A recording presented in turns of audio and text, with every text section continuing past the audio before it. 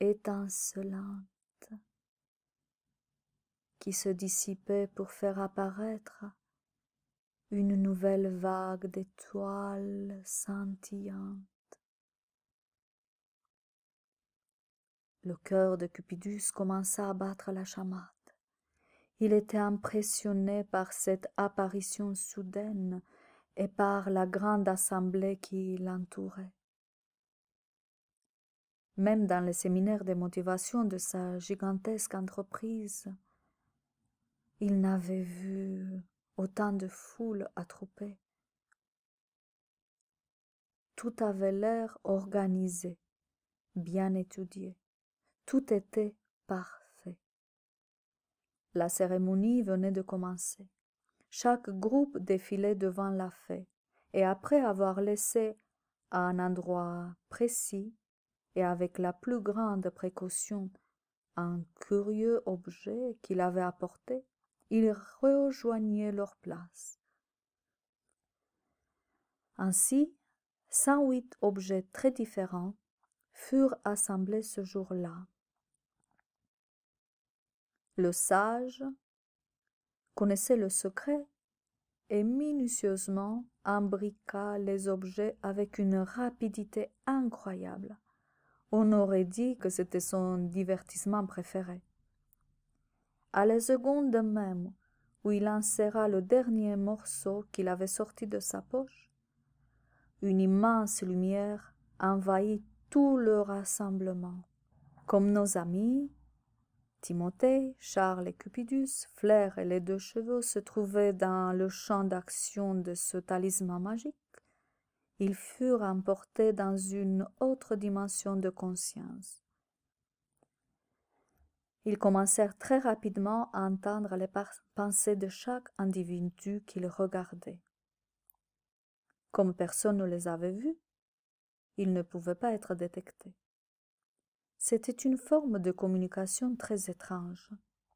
Toutes ces pensées étaient aspirées par l'objet magique, et au fur et à mesure de l'avancée du temps, une sorte de brouillard arc-en-ciel sortait de la machine.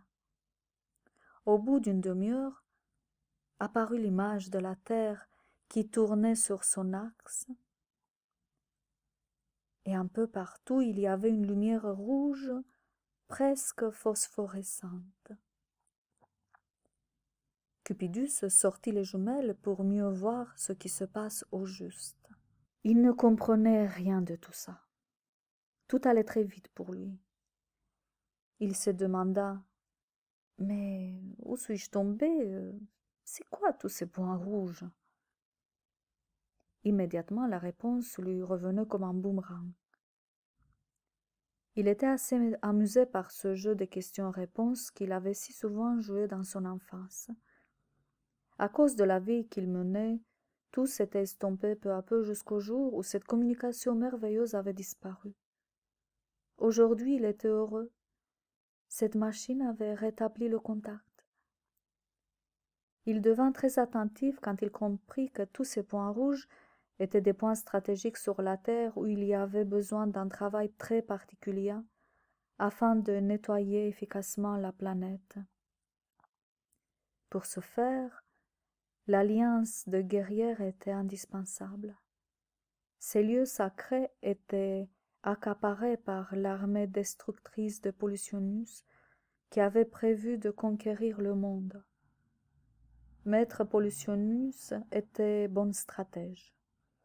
Il avait réussi les dernières 30-40 années à attirer de son côté une grande partie des humains en leur promettant de plus en plus de confort et de plus en plus d'argent.